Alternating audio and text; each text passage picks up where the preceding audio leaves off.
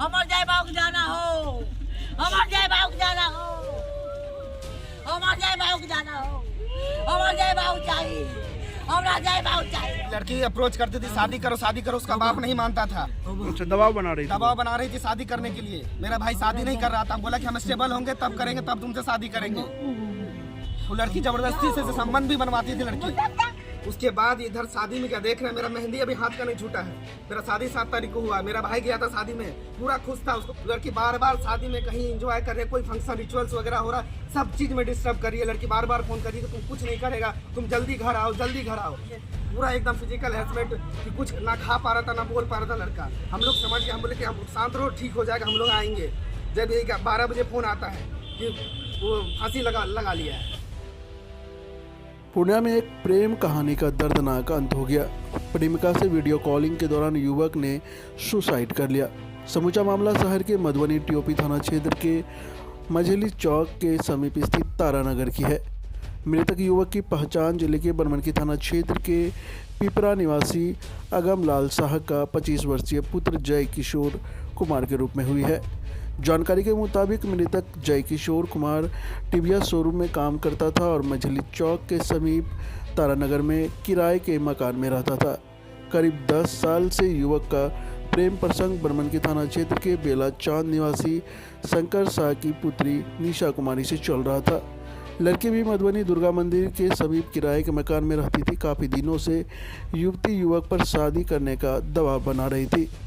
बीते 7 फरवरी को रांची में मृतक युवक के भाई संतोष कुमार का शादी था। शादी में शरीक होने के लिए 5 फरवरी को ही पूरा परिवार गया हुआ था। मृतक युवक भी शादी में गया था। शादी खत्म होने के बाद लड़की ने फ़ोन कर युवक को पूर्णिया बुला लिया और दोनों के बीच फ़ोन पर खूब झगड़ा भी हुआ।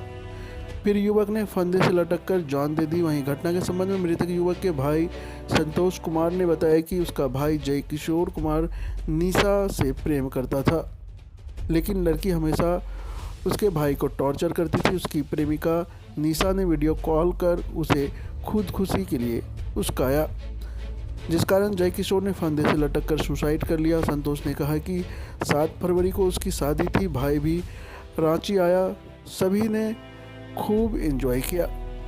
लड़की भी शादी में आना चाहती थी, लेकिन घर वालों ने मना कर दिया क्योंकि दोनों की शादी नहीं हुई थी। इस बात को लेकर लड़की काफ़ी नाराज़ थी और लड़का को बार बार फ़ोन कर झगड़ा कर रही थी, जिसके चलते जय किशोर शादी खत्म होने के फ़ौरन बाद पूर्णिया आ गया। लेकिन उसके बाद भी लड़की लड़का को टॉर्चर कर रही थी। युवक ने पूरी कहानी अपने भाई संतोष कुमार को फ़ोन कर बताया। संतोष ने अपने भाई को कहा सब ठीक हो जाएगा, पूर्णिया आने दो सबको। लेकिन बीते सोमवार की रात फ़ोन पर लड़की से लड़का का बातचीत हो रहा था।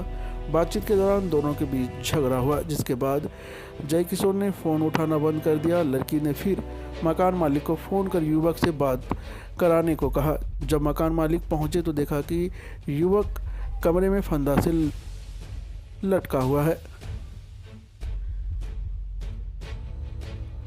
वहीं युवक के भाई ने बताया कि अभी उनके हाथ की मेहंदी भी नहीं सूखी थी कि भाई की मौत की सूचना से पूरा परिवार में कोहराम मच गया।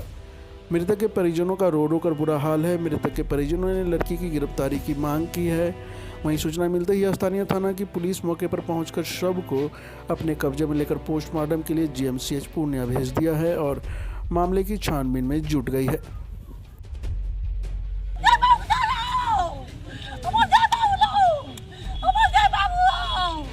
अमर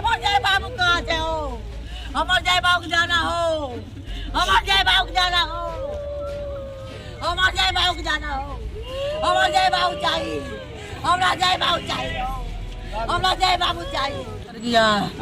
हमको मरने दो, हम बता दे घुरा के, हमरा के बंगा बता दे घुरा दे, तब बता मर गेलो, बता घुरा दे। उसका बाप का भी सबसे बड़ा हाथ था। ये लड़की अप्रोच करती थी शादी करो, उसका बाप नहीं मानता था। अच्छा, दबाव बना रही थी शादी करने के लिए। मेरा भाई शादी नहीं कर रहा था, बोला कि हम स्टेबल होंगे तब करेंगे, तब तुमसे शादी करेंगे। वो लड़की जबरदस्ती से संबंध भी बनवाती थी लड़की कि तुम आओ मेरे घर रहो, अगर नहीं जाती जिस दिन उस दिन कहती थी तुम किसी और के साथ सो रहा है, कहीं और गया हुआ है। प्रताड़ित कर रही थी। 2 साल से ये लड़की के तरफ से उसको धमकी दिया जा रहा था, ब्लैकमेल किया जा रहा था बाय फोर्स। उससे अफेयर 3-4 साल पहले था। बाय जबरा उनसे अफेयर बनवाया जा रहा था। हम उसको 2 साल से बिजनेस करने के लिए रांची बुला रहे थे, लेकिन वो लड़की धमकी देके ब्लैक में कभी इस लड़की का नाम लेके, कभी उस लड़की का नाम लेके, तुम इससे फंसा हुआ, उससे फंसा हुआ है, पूरा धमकी देके, कभी जहर खाने को बोलती थी, कभी कुछ कहीं भाग जाती थी, उसको कहीं जाने नहीं देती थी। पूरा एकदम से जो होता है ना, एकदम फिजिकल हैरेसमेंट करके रखी हुई थी लड़की वो।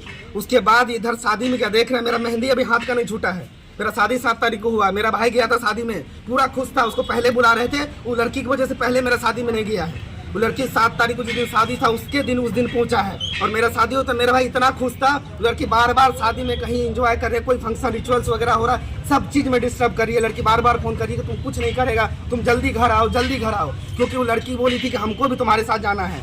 तो हम लोग बोले थे कि अभी तुम्हारा कोई रिश्ता नहीं, इस घर से नाजायज संबंध को हम नहीं एक्सेप्ट करेंगे और नहीं अपने रिश्तेदार में शामिल करेंगे। इसी बात से, इसी चिढ़ से उस लड़की को चिढ़ था। उसको जैसे बारात आया 7 को, मेरा शादी 7 को बारात था, 8 को लौट के आया। लड़का पूरा रात जगा हुआ था, पूरा दोस्त लोग को अकेले बोला हम चले। उसकी मम्मी का पूरा तबीयत खराब था, पटना ले जाना था, उसको छोड़ के इस लड़की को इतना उसको फिजिकल हैरेसमेंट किया। वो अकेले आया यहाँ पे, पूर्णिया पहुंचा। पूर्णिया पहुंचने के बाद रात में फोन भी किया हमको, देखो ऐसा ऐसा मेरे साथ कर रही है। हम बोले कि हम लोग आ रहे हैं, तुम टेंशन मत लो, हम लड़की से बात कराओ। लड़की बात नहीं की। उसके बाद दूसरा दिन के बाद 12 बजे हमको फोन आता, 11 बजे बात हुआ। लड़का कुछ नहीं बोला, उसको इतना भी कर दिया गया है कि हम तुम्हारे बारे में कंप्लेन करेंगे, ये करेंगे।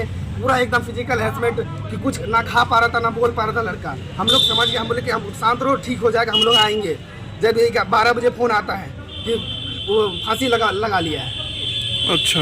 हाँ, और वो लड़की फांसी लगवाई है, फोन पे वीडियो कॉल पे रह के फांसी लगवाई है उसके सामने। उसके बाद लड़की का फोन आता है, मेरी बहन के नंबर पे फोन आता है कि वो फांसी लगा ली है। अच्छा, ये फांसी नहीं लगा रहे, हम उसको मार दिए हैं, ठीक है। लड़की ऐसा लड़की का नाम कहाँ की रहने वाली? निशा कुमारी बेला की है, मोहनिया बेला। अच्छा, लड़का डिस्ट्रिक्ट बनमनखी प्रखंड। लड़का का क्या नाम है? लड़का जय किशोर कुमार नाम है। लड़की यहाँ ये पढ़ रही थी। घटना कहाँ हुई है? घटना कहाँ पे हुआ है? घटना ये मधुबनी में घटना हुआ है, मजली के पास, मजली चौक के पास। लड़की कहाँ रहती थी? लड़की वही रहती थी, कोरटवाड़ी के पास। काम क्या करते थे ये? लड़का भी टीवीएस का शोरूम में सेल्समैन का काम करता था।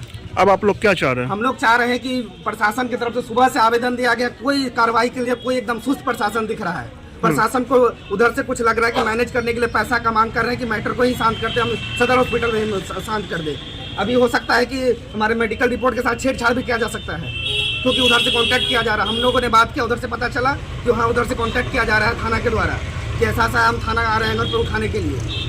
तो बोला कि मेडिकल रिपोर्ट में छेड़छाड़ करिए, हम पैसा देंगे, पूरा पैसा देने के लिए उधर से रेडी है। इसीलिए थाना वाला लापरवाही कर रहा। अभी तक कोई प्रशासन यहाँ नहीं पहुँचा है। 2 घंटा हो गया। 2 घंटे से हम लोग यहाँ पे खड़े हैं, और हम लोग उनके घर पे और जा हम रहे लोग हैं। इसके इतना होने के बाद मेरी मम्मी का तबीयत खराब है, सबका तबीयत खराब, उनके घर पे जा रहे हैं। हम चाह रहे हैं कि मेरे साथ प्रशासन चले और पूरा मीडिया इसका गवाह हो और उसको कानूनी हिरासत में लिया जाए और उसको सजा मिला जाए कि आइंदा ऐसा सीख मिले कि किसी लड़के के साथ कोई लड़की ऐसा करने का हिम्मत नहीं करे।